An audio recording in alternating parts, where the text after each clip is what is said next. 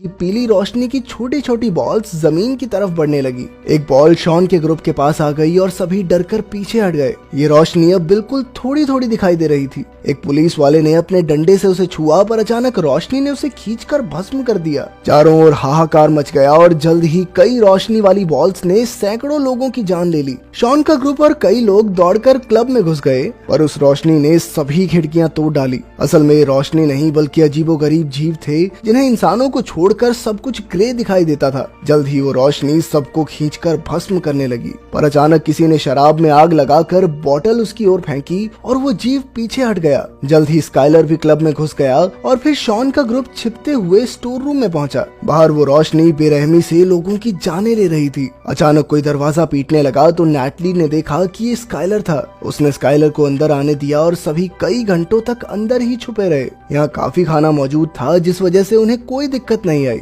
मगर जल्द ही चिंता के मारे उनके बीच बहस छिड़ जाती थी। अब उन्हें यहाँ छिपे हुए 5 दिन हो गए और अब खाना खत्म होने ही वाला था। पिछले 27 घंटों से बाहर से कोई आवाज नहीं आई थी, इसीलिए उन सब ने बाहर निकलकर यूएस एम्बेसी तक पहुंचने का फैसला किया। बाहर उन्होंने देखा कि हर तरफ सन्नाटा था और हर जगह गाड़ियां खड़ी थी। वो यूं ही सड़कों पर आगे बढ़ने लगे, पर तभी अचानक उन्हें एक आवाज सुनाई दी। ये एक रशियन दादी थी, पर उसकी भाषा 5 में से किसी को नहीं आती थी। आखिरकार चलते चलते वो एक पुल तक पहुंचे, जिसके उस पार यूएस एम्बेसी थी, लेकिन वो पुल बीच में से टूट गया था। अब वो चलते फिरते नदी को पार करने का रास्ता ढूंढने लगे। अचानक उन्हें रेड स्क्वायर पर एक पुलिस की गाड़ी दिखाई दी तो स्काइलर और दोनों लड़कियां पास ही में छुप गए, लेकिन बेन और शॉन दौड़ते हुए गाड़ी तक पहुंचे। उन्हें ट्रंक में से एक नक्शा और एक बंदूक मिली। तभी उन्होंने देखा कि एक कुत्ता किसी अदृश्य चीज पर भौंक रहा था और फिर अचानक ही वो जलकर भस्म हो गया। इससे सभी लोग बुरी तरह डर गए। स्काइलर और लड़कियां पास के मॉल में जा छुपे और बेन और शॉन गाड़ी के नीचे छुप गए। जल्द ही वो जीव गाड़ी के पास आया और उसकी रोशनी से गाड़ी का सायरन बजने लगा।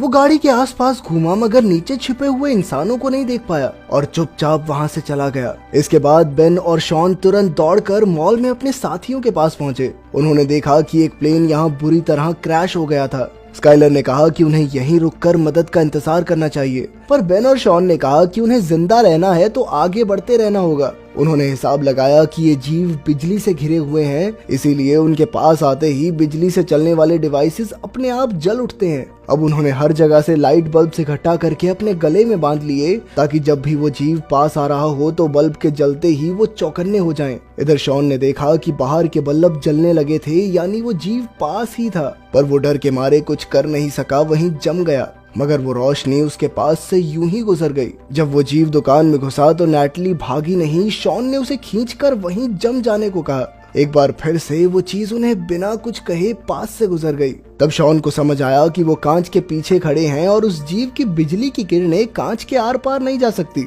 शायद इसीलिए वो उन्हें नहीं देख पाया। इसके बाद वो मॉल से निकलकर जैसे तैसे यूएस एम्बेसी पहुंचे, पर वो बिल्डिंग पूरी तरह बर्बाद हो चुकी थी। दरवाजे पर हजारों गोलियां बिखरी पड़ी थी। तभी स्काइलर को एक राइफल मिल गई। अब स्काइलर दरवाजे पर रखवाली के लिए रुका और बाकी सब अंदर की तलाशी लेने गए, पर वो बिल्डिंग पूरी तरह खाली थी। फिर वो कंट्रोल रूम में पहुंचे, जहां उन्हें सारे मामलों की रिपोर्ट्स मिली। इस रोशनी के हमले के 3 मिनट तक दुनिया भर में खबरें आती रही और उनके मुताबिक ज्यादातर शहरों पर कब्जा हो चुका था और इंसानों के पास इस रोशनी का सामना करने के लिए कोई हथियार भी नहीं था। अंडरग्राउंड होने के अलावा और कोई चारा नहीं था। वहीं एक पिंजरे में एक रेडियो था और शॉन ने उसे ऑन भी किया, पर रशियन भाषा किसी को समझ नहीं आई।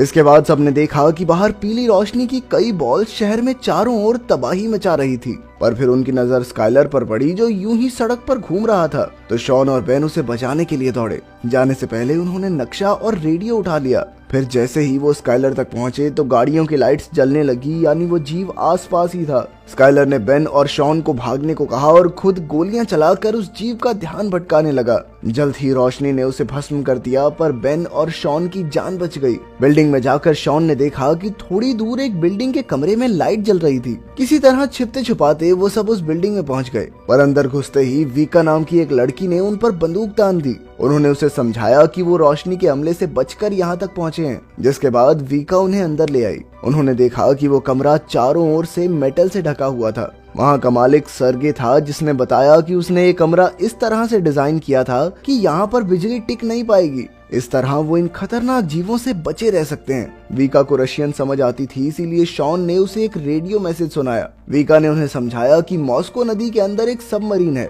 और जितने भी लोग कल सुबह तक वहां पहुंच जाएंगे उन्हें बचाकर एक सुरक्षित जगह पर पहुंचा दिया जाएगा। फिर सर्गे ने बताया कि सबमरीन को भी इसी कमरे की तरह तैयार किया गया है, जिससे वो रोशनी दूर रहे।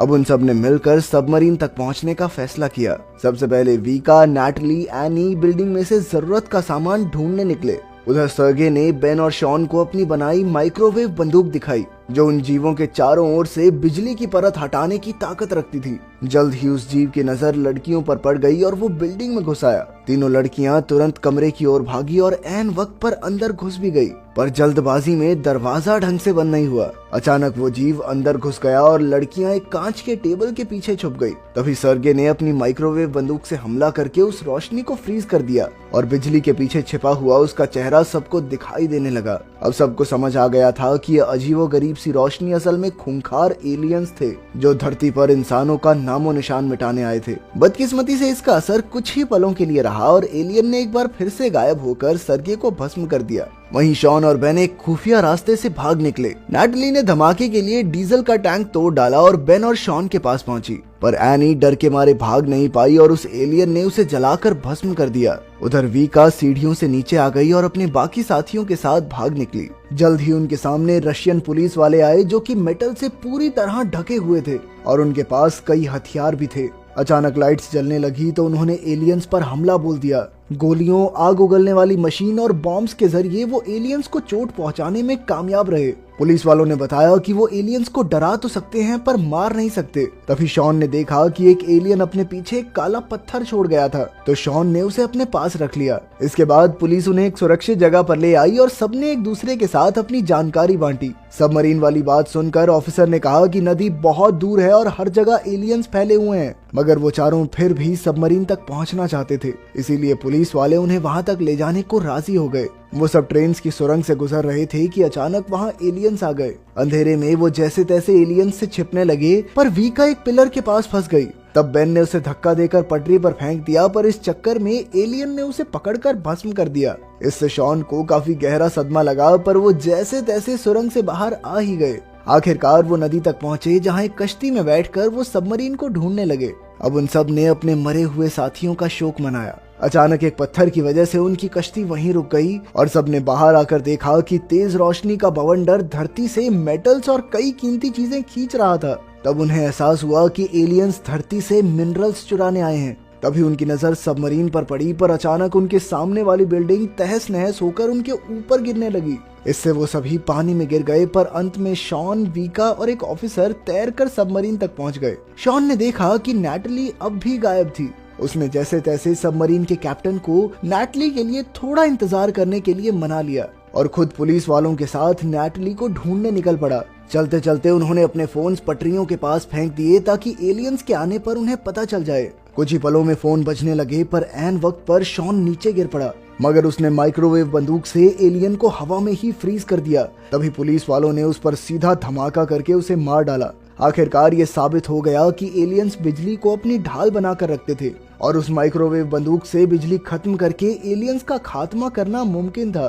तभी नैटली को उनकी आवाज सुनाई दी। वो एक बस में छिपी हुई थी और अब शॉन उसे बचाने गया और पुलिस वालों ने जमीन पर पानी फेंक दिया ताकि माइक्रोवेव बंदूक का असर बढ़ सके। अब एलियंस पानी के पास जाने से डर रहे थे और अचानक वीका ने वहां आकर आग के धमाके कर दिए। पुलिस वालों ने माइक्रोवेव बंदूक चलाई तो पता चला कि वहां 3 एलियंस थे।